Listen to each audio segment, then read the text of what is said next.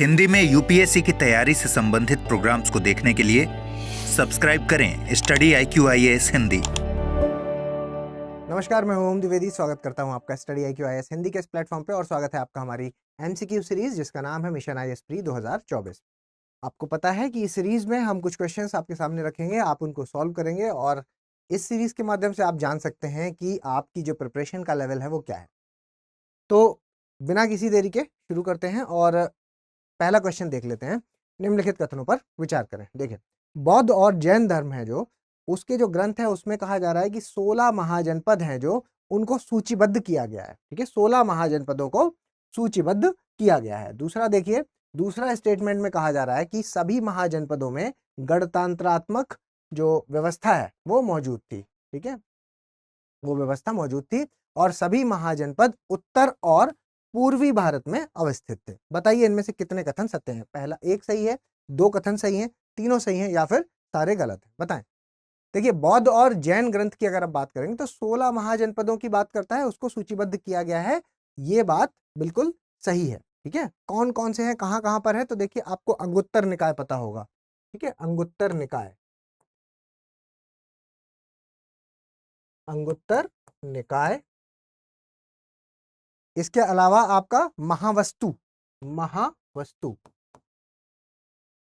ठीक है, ये दोनों कैसे हैं, ये बौद्ध ग्रंथ हैं। ठीक है, ये आपके बौद्ध ग्रंथ है। और इसके अलावा भगवती सूत्र, भगवती सूत्र ये आपका जैन है। ठीक है, जैन ग्रंथ है। तो इसके हिसाब से 16 महाजनपदों की जानकारी यहां से मिलती है, बिल्कुल सही स्टेटमेंट है। सभी महाजनपद, देखिए सभी यानी कि मैंने आपको बोला है कि जब भी कोई एक्सट्रीम स्टेटमेंट आए तो आपको संभल जाना है, वहां पर रुक जाना है थोड़ा सा। सभी महाजनपदों को गणतंत्रात्मक व्यवस्था वहां पर मौजूद थी ये कहा जा रहा है, तो ये गलत हो जाएगा कि सभी में वहां मौजूद नहीं थी। इवन अगर आप कहेंगे तो सभी में वहां पर राजतंत्रात्मक व्यवस्था थी, लेकिन गणतंत्रात्मक है जो वो सिर्फ और सिर्फ कहां पर थी, वो आपके वज्जी में और मल्ल में। कहां पर, वज्जी, वज्जी और मल्ल।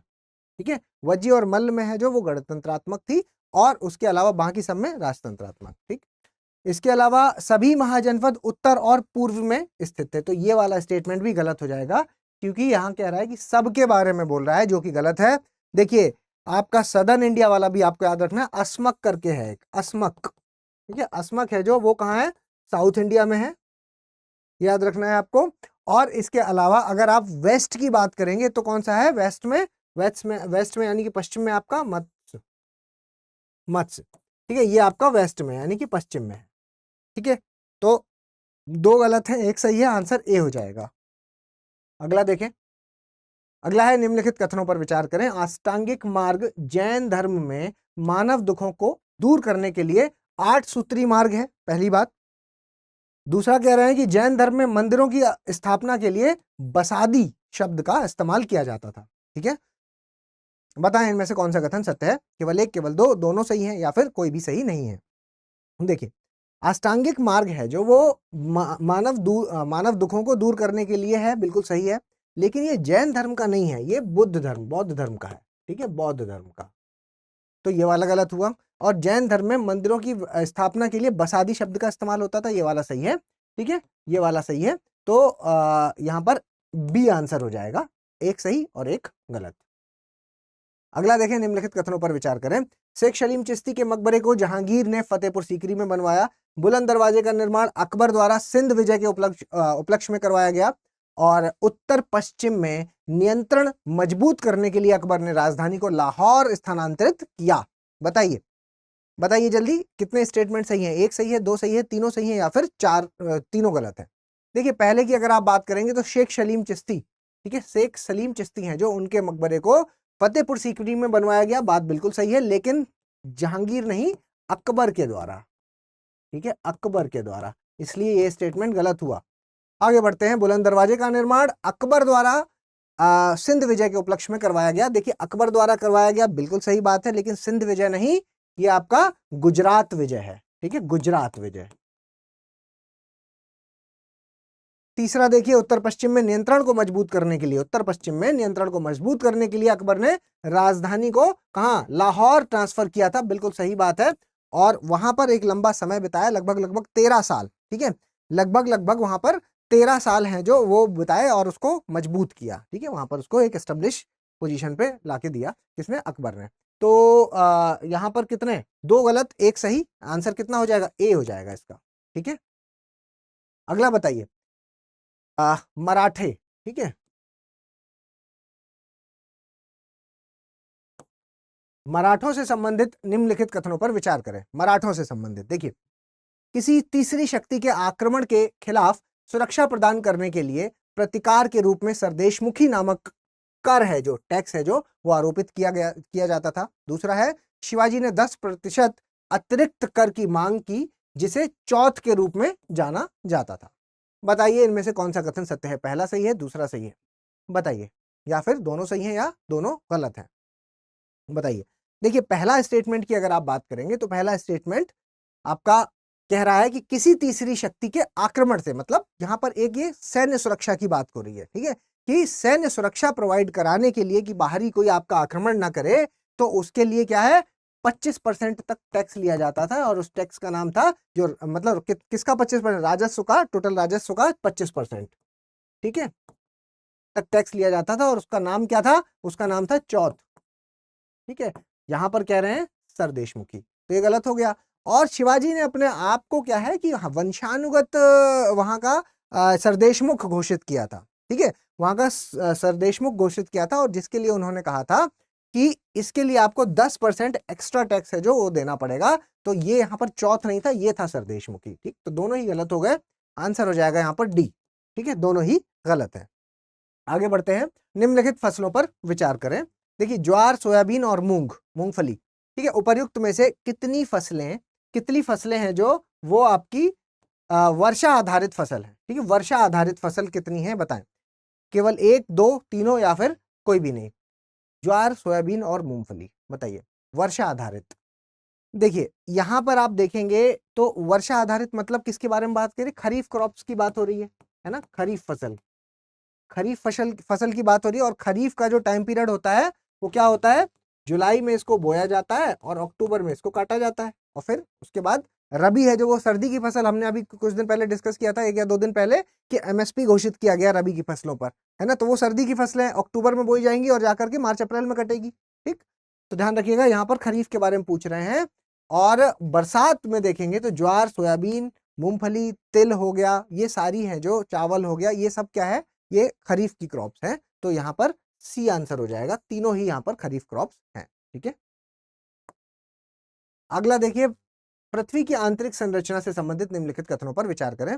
बाहरी कोर है जो वो ठोस अवस्था में है, जबकि आंतरिक कोर तरल अवस्था में मौजूद है। भूपर्पटी तथा मेंटल, परपटी मतलब क्रस्ट, और मेंटल का ऊपरी वाला जो हिस्सा है उसको क्या कहते हैं, दुर्बलता मंडल कहा जाता है। बताइए इनमें से कौन सा कथन सत्य है, बताइए। देखिए पहला स्टेटमेंट की अगर आप बात करेंगे तो पहला गलत लिखा हुआ है। क्यों गलत लिखा है, कि यहां पर कह रहा है कि बाहरी कोर है जो, है ना, आउटर कोर के लिए कह रहा है कि ये कैसा है, ठोस है, जबकि आउटर कोर जो है, और यहां पर इनर कोर को कह रहा है कि ये तरल है, ठीक है। और जबकि पोजीशन क्या होती है कि बाहरी कोर है जो वो तरल है, बाहरी कोर है जो, आउटर कोर है जो वो तरल है, और आपका जो इनर कोर है, ठीक है, वो कैसा है, वो ठोस है। तो ये गलत हो गया, ठीक है, ये उल्टा लिखा हुआ है। और इसको आपको पता है, मैंने आपको बताया भी था, आयरन और आपका निकल, इसकी यहाँ पर जो है वो मैक्सिमम अमाउंट में पाया जाता है, ठीक है। इसके अलावा भूपर्पटी और मेंटल, ये वाला पार्ट है, ये इसका जो ऊपरी भाग है मेंटल का और भूपर्पटी मिलाकर के दुर्बलता मंडल कहा जाता है। तो ये स्टेटमेंट भी गलत हो जाएगा। ये क्या कहा जाता है, ये वाला जो पार्ट है ये होता है आपका लिथोस्फियर, है ना, स्थल मंडल, लिथोस्फियर या स्थल मंडल, ठीक है, ठीक है। तो ये वाला स्टेटमेंट भी गलत हो गया, तो दोनों गलत है, आंसर हो जाएगा यहाँ पर डी। इस क्वेश्चन को बताइए कि निम्नलिखित जनजातियों पर विचार करें। मसई है जो वो कहाँ की है, अफ्रीका की है। बद्दू मध्य एशिया, और माओरी है जो वो न्यूजीलैंड की है। बताइए इनमें से कितने युग्म हैं जो वो सही सुमेलित है, बताएं। देखिए जनजातियां आपको याद करनी होती हैं, वर्ल्ड ज्योग्राफी से ये क्वेश्चन यहाँ से आता है, कहीं ना कहीं से जो फेमस जनजातियां हैं जो हमेशा चर्चा में रहती हैं उनके बारे में आपको जगह है, उनकी लोकेशन है जो वो आपको पता होनी चाहिए। तो मसाई है जो अफ्रीका की है, बद्दू मध्य एशिया की, और माओरी है जो वो न्यूजीलैंड की है। ये तीनों ही बिल्कुल सही सुमेलित हैं, तो आंसर इसका सी हो जाएगा। ठीक है, अगला देखिए, निम्नलिखित कथनों पर विचार करें। एक होता है इन सीटू संरक्षण और एक होता है एक्स सीटू संरक्षण। ठीक है, तो देखिए इन सीटू के लिए कहा जा रहा है कि देश के भीतर किया जाने वाला जैविक संरक्षण है, और एक्स सीटू के लिए क्या कहा जा रहा है, देश के बाहर किया जाने वाला जैविक संरक्षण है, और जीन बैंक के लिए जीन का परिरक्षण। तो बताइए इनमें से कितने युग्म है जो वो सही सुमेलित है, एक, दो या तीनों, या फिर कोई भी नहीं।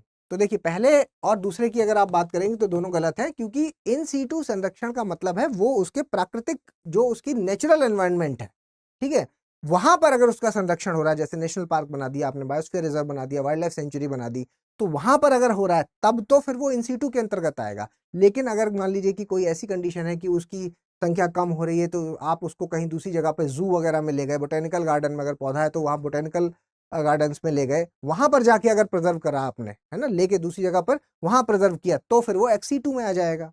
ठीक है, और अगर आप जीन बैंक की बात करेंगे तो जीन का परिरक्षण, ये बिल्कुल सही है। ठीक है, तो यहां पर एक सही है, बाकी दो गलत है। अगला देखिए, निम्नलिखित कथनों पर विचार करें। प्रस्तावना है जो वो विधायिका की शक्ति का स्रोत है। दूसरा, प्रस्तावना के प्रावधानों की पूर्ति न होने पर न्यायालय द्वारा बाध्यकारी बनाया जा सकता है। देखिए उपर्युक्त में से कौन सा कथन सत्य है। देखिए अगर आप प्रस्तावना की बात करते हैं तो विधायिका की शक्तियों का ना वो छीन रही है, ना वो शरण कर रही है, और ना ही वो उसको शक्तियां प्रोवाइड कर रही है। ठीक है, तो यहाँ पर जो सोर्स कह रहे हैं ये वाला पार्ट है जो वो गलत हो जाएगा। और दूसरा पार्ट जो यहाँ पर कहा गया है कि अगर भाई साहब प्रावधानों की पूर्ति नहीं होगी तो उस केस में कहा न्यायालय में चले जाओगे, तो ये वाला पार्ट है जो न्यायालय उसको बाध्यकारी बना सकता है, तो ये वाला पार्ट भी गलत है। ठीक है, न्याय मतलब ये आप उसके बेसिस पर कि प्रस्तावना में ये चीज लिखी है ऐसी नहीं, इसके बेसिस पर आप न्यायालय नहीं जा रहे, वो आपको अलग दिया, फंडामेंटल राइट है वहां मेंशन्ड है। अगर आपका कोई फंडामेंटल राइट का हनन हो रहा है तब आप न्यायालय जा सकते हो, ना कि इस बेसिस पर। तो दोनों ही गलत हो जाएंगे, आंसर क्या हो जाएगा, डी हो जाएगा इसका। ठीक है, अगला देखिए, निम्नलिखित कथनों पर विचार करें। संविधान के अनुसार राज्य धर्म के मामले में हस्तक्षेप नहीं कर सकता। संविधान के मामले के अनुसार, ठीक है, राज्य धर्म के मामले में हस्तक्षेप नहीं कर सकता। मौलिक अधिकार धर्मनिरपेक्षता के सिद्धांत से सहमत व्यक्त करते हैं। ठीक है, सहमति व्यक्त करते हैं। देखिए उपर्युक्त में से कौन सा कथन सत्य है,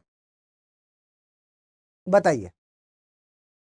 देखिए अगर आप पहले स्टेटमेंट की बात करते हैं तो कह रहा है कि संविधान के अनुसार जो राज्य है वो धर्म के मामले में हस्तक्षेप कर सकता है, तो ये स्टेटमेंट बिल्कुल सही है। क्यों, क्योंकि अगर आप हमारा आर्टिकल 25 देखेंगे, ठीक है, आर्टिकल 25 अनुच्छेद नंबर 25 की अगर बात करते हैं तो वो आपके धार्मिक स्वतंत्रता के मामले में बात करता है। ठीक है, तो धार्मिक स्वतंत्रता के मामले में अगर किसी का फंडामेंटल राइट या धार्मिक जो मामला है उसका, उसमें दिक्कत आ रही है, तो राज्य वहां पर बिल्कुल हस्तक्षेप कर सकता है और वहां पर चीजों को ठीक करने के लिए नए प्रावधान है जो उसको भी बना सकता है। ठीक, तो यानी कि हस्तक्षेप तो कर ही रहा है, तो ये वाला पार्ट सही हो गया। दूसरा, मौलिक अधिकार धर्मनिरपेक्षता के सिद्धांत से सहमति व्यक्त करता है, बिल्कुल सही बात है, क्योंकि देश का कोई देश को अगर आप कहेंगे धर्मनिरपेक्षता की बात, भारत के स्तर पे क्या है, भारत के स्तर पे धर्मनिरपेक्षता का मतलब हुआ यहाँ पर कि भाई आपके राज्य का मतलब जो देश है उसका कोई एक धर्म नहीं है, लेकिन जितने भी धर्म है उसको सबको उसने मान्यता दे रखी है। ठीक है, सबको हमने मान्यता दी है भारत में, धर्मनिरपेक्षता का मतलब ये होता है। ठीक है, तो ये वाला पार्ट है जो वो सही हो जाएगा, आंसर सी हो जाएगा इसका। ठीक है, चलिए आगे देखिए, निम्नलिखित कथनों पर विचार करें। भारत के महान्यायवादी देश के उच्चतम कानूनी अधिकारी होते हैं और उन्हें भारत के किसी भी क्षेत्र के किसी भी न्यायालय की सुनवाई का अधिकार है। जब सरकार इस्तीफा दे या बदल जाए उस स्थिति में भारत के महान्यायवादी है जो वो भी इस्तीफा दे देते हैं। बताइए कितने स्टेटमेंट सही है, एक, दो, तीनों या फिर कोई भी नहीं।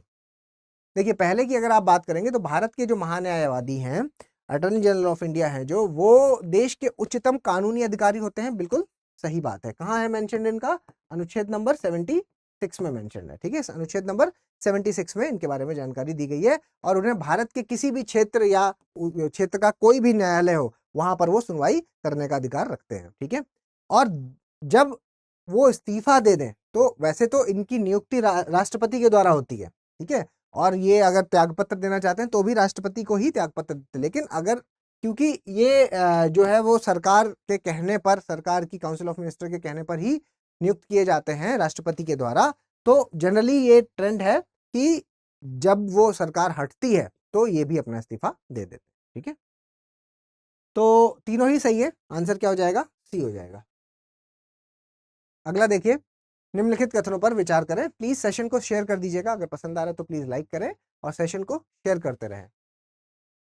निम्नलिखित कथनों पर विचार करें। गगनयान कार्यक्रम है जो, इसका उद्देश्य लो अर्थ ऑर्बिट को मानव अंतरिक्ष उड़ान मिशन शुरू करने के लिए स्वदेशी क्षमता का प्रदर्शन करना है, ठीक है। गगनयान कार्यक्रम, क्योंकि अभी आपको आपने न्यूज में पढ़ा भी होगा कि अभी रिसेंटली जो था ये लॉन्च होने वाला था और 5 सेकंड पहले जो है इंजन है जो वो प्रॉपर स्टार्ट नहीं हो पाया, प्रॉपर उसका प्रोपल्शन है जितना उसे चाहिए था, थ्रस्ट चाहिए था जितना वहां पहुंचने के लिए, उतना वो नहीं पहुंच पाया, तो इसकी वजह से वो अबॉर्ट कर दिया गया अभी फिलहाल। तो वहां से एक क्वेश्चन है कि देखिए, सौर प्रणाली और उससे आगे का पता लगाने के लिए एक सतत और किफायती मानव और रोबोट कार्यक्रम की दिशा में प्रगति इसका प्रमुख लाभ है, ठीक है। तो ये वाला जो स्टेटमेंट है ये बिल्कुल सही है, ठीक है। दोनों स्टेटमेंट यहाँ पर सही है, आंसर इसका सी हो जाएगा, ठीक है। अगला देखिए, निम्नलिखित कथनों पर विचार करें। देखिए, कार्बन मोनोऑक्साइड का उत्पादन मुख्यतः जीवाश्म ईंधनों को पूर्ण दहन से होता है और कार्बन मोनोऑक्साइड की हीमोग्लोबिन से संयोजन क्षमता है जो वो ऑक्सीजन की तुलना में कम होती है। बताइए कौन सा कथन सत्य है, पहला, दूसरा, दोनों या फिर कोई भी नहीं? तो देखिए, पहले स्टेटमेंट की बात करेंगे तो पहला वाला गलत हो जाएगा, क्योंकि ये कह रहा है कि कार्बन मोनोऑक्साइड का उत्पादन मुख्यतः जीवाश्म के पूर्ण दहन से नहीं, जब वो पूरी तरीके से उसका नहीं जल पाता तब होता है, तो यहाँ पर ये वाला स्टेटमेंट है जो वो गलत हो जाएगा, ठीक है। अपूर्ण दहन होना चाहिए यहाँ पर। और दूसरे की अगर आप बात करते हैं तो कार्बन मोनोऑक्साइड की हीमोग्लोबिन से संयोजन क्षमता है जो वो ऑक्सीजन की तुलना में कम नहीं होती है, 300 गुना ज्यादा होती है, ठीक है। तो ये वाला स्टेटमेंट है जो ये भी गलत हो जाएगा, दोनों गलत हो गए, आंसर डी हो जाएंगे, ठीक है। आंसर कितना हो जाएगा? डी हो जाएगा। अगला देखिए, कार्यस्थल पर यौन उत्पीड़न पर जस्टिस वर्मा समिति की सिफारिशों पर विचार कीजिए, ठीक है। अभी रिसेंटली न्यूज में, अभी कल की न्यूज है जिसमें क्या आया था कि राज्यों से सुप्रीम कोर्ट ने कहा है कि डिस्ट्रिक्ट लेवल पर एक डिस्ट्रिक्ट ऑफिसर है जो वो आपको पॉश के लिए, जो पॉश के सारे जो शिकायतें हैं उनको देखेगा, वो एक नियुक्ति करनी है, ठीक है, डिस्ट्रिक्ट लेवल पर। तो वहीं से संबंधित है। जस्टिस वर्मा समिति की कुछ सिफारिशें हैं, उसके आधार पर बताएं कि घरेलू कामगारों को पॉश अधिनियम के दायरे में शामिल किया जाना चाहिए। दूसरा, यह एक सुलह प्रक्रिया का प्रस्ताव करता है जहां शिकायतकर्ता और प्रतिवादी हैं जो, उनको शुरू में बातचीत और समझौते के माध्यम से मुद्दे को हल करने हेतु प्रोत्साहित किया जाता है। और जो तीसरा है वो है कि यौन उत्पीड़न का शिकार हुई महिला को मुआवजा भी देना होगा, ठीक है। इसके अलावा एक ये यहाँ पर आप बताएं कि कितने स्टेटमेंट सही हैं। देखिए, यहाँ पर ये तीनों ही स्टेटमेंट इनकी रिकमेंडेशन के हिसाब से सही है, तो आंसर हो जाएगा सी। इसके अलावा एक और है चौथा, जिसमें कि उन्होंने रिकमेंड किया था कि ये जो आपकी इंटरनल कंप्लेंट कमेटी होती है, पॉश में क्या होता है कि अगर कार्यस्थल में किसी के साथ छेड़छाड़ वगैरह होती है, क्योंकि इसमें सब कुछ आता है ना, पॉश में कार्यस्थल पर छेड़छाड़ हो जाती है, उसके उनको कोई टीका टिप्पणी कर रहा है वो भी इसमें शामिल होता है, महिला को अगर कोई टीका टिप्पणी कर रहा है। इवन कार्यस्थल का मतलब यहाँ पर क्या है कि सिर्फ ऑफिस से नहीं है, अगर कोई महिला अपने काम से, मान लीजिए वो ट्रेवल कर रही है और ट्रेन में उसके साथ छेड़छाड़ होती है, तो भी उसको वो कार्यस्थल की कैटेगरी में रख के पॉश लगाया जा सकता है, ठीक है। तो ये सब चीजें आपको पता होनी चाहिए। और इंटरनल कमेटी के लिए उनकी एक सिफारिश थी कि ये जो इंटरनल कंप्लेंट कमेटी है, जनरली इसमें क्या होता है कि ये वहीं के लोग होते हैं जो आपकी ऑफिस है उसी के जो सीनियर्स हैं वही वहाँ पे मौजूद होते हैं, तो उसके लिए कहा गया था कि नहीं, वहाँ उसको हटा करके एक ट्राइब्यूनल की व्यवस्था करनी होगी यहाँ पर, ठीक है। न्यायाधिकरण की एक व्यवस्था करने के लिए सिफारिश की गई थी, ठीक है। तो यहाँ पर ये तीनों ही सही है, सी आंसर हो जाएगा, ठीक है। अगला देखें, निम्नलिखित कथनों पर विचार करें। DTAA का उपयोग परस्पर दोहरे कराधान की समस्या से राहत प्रदान करने के उद्देश्य से किया जाता है और भारत में आयकर अधिनियम की धारा 90 द्विपक्षीय राहत से संबंधित है, ठीक है, मतलब DTAA से संबंधित है। बताइए, अभी हाल ही में रिसेंटली सुप्रीम कोर्ट का ऑर्डर है कि इन्होंने कहा है कि जो भी भारत के आयकर अधिनियम की धारा 90 में शामिल नहीं है, ठीक है, जो भी देश शामिल नहीं है वो DTAA के अंतर्गत काम नहीं कर पाएंगे। अब DTAA क्या चीज है? Double taxation avoidance agreement. दो देशों के बीच में, हमने कई देशों के साथ, जैसे मॉरिशस हो गया, आपका सिंगापुर हो गया, मतलब कई देशों के साथ हमने क्या है कि एग्रीमेंट कर रखा है, जिसमें कि क्या है कि अगर आपने एक यूनिट आपने यहाँ लगा रखी है, कोई कंपनी लगा रखी है, और उसी की एक और दूसरी यूनिट है जो आपने दूसरे देश में लगा रखी है, अब टैक्स के लिए यहाँ पर ये नियम है कि आप को टैक्स दोनों जगह नहीं देना है, क्योंकि वो एक ही सब्सिडरी है उसकी, तो आपको टैक्स एक ही जगह देना है। तो जनरली क्या है, ऐसे देश में लगा ली जाती है जहां पर हमने DTAA साइन कर रखा है। अब इससे क्या होता है, यहाँ पर इस देश में क्या है कि टैक्स बहुत कम है, तो उनको टैक्स कम देना पड़ता है, तो इसलिए ये ऐसी व्यवस्था की जाती है। अब आप सोच रहे होंगे दूसरा वाला ऐसा क्यों करता है, इतना कम टैक्स क्यों लेता है? तो वो इसलिए लेता है क्योंकि वो देखो उसको क्या फायदा है कि उसके देश में यूनिट लगेगी, तो उसको संसाधन वगैरह हैं जो जो मिलते रहेंगे और चीज़ें बनेंगी, तो उसका भी उपयोग हो पाएगा। दूसरा उसको ये भी फायदा है कि भाई जब ये यूनिट लगाते हैं ना, तो उनसे वो काफ़ी ज़्यादा जो बड़ा अमाउंट में पैसा बल्क में एक साथ ले लेते हैं, और फिर सालाना फीस भी लेते हैं, जो कि काफ़ी मात्रा में होता है। हालांकि वो उससे कम होता है जितना इनको टैक्स देना पड़ जाएगा अगर ये भारत में ही रहेंगे, तो इसलिए इसका यूज़ किया जाता है। ठीक है, तो दोनों स्टेटमेंट हैं जो वो यहाँ पर सही है। तो आंसर क्या हो जाएगा इसमें? सी आंसर इसका हो जाएगा। ठीक है, इसके अलावा अगर आप ये PDF डाउनलोड करना चाहते हैं, प्लीज़ इस सेशन को शेयर कर दीजिएगा, है ना, ज़्यादा से ज़्यादा लोग इस सेशन को शेयर करें और लाइक करें अगर ये सेशन पसंद आया है तो। ठीक है, और ये PDF अगर चाहिए तो आपको टेलीग्राम चैनल है आपका, यहाँ से आप QR कोड है ये, इसको स्कैन करके आप वहाँ से फाइल डाउनलोड कर सकते हैं, या फिर ओम द्विवेदी स्टडी IQ सर्च करेंगे तो भी आप टेलीग्राम तक पहुँच सकते हैं। ठीक है, जल्दी मिलेंगे अगले लेक्चर में, तब तक के लिए धन्यवाद। हिंदी में UPSC की तैयारी से संबंधित प्रोग्राम्स को देखने के लिए सब्सक्राइब करें स्टडी IQ IAS हिंदी।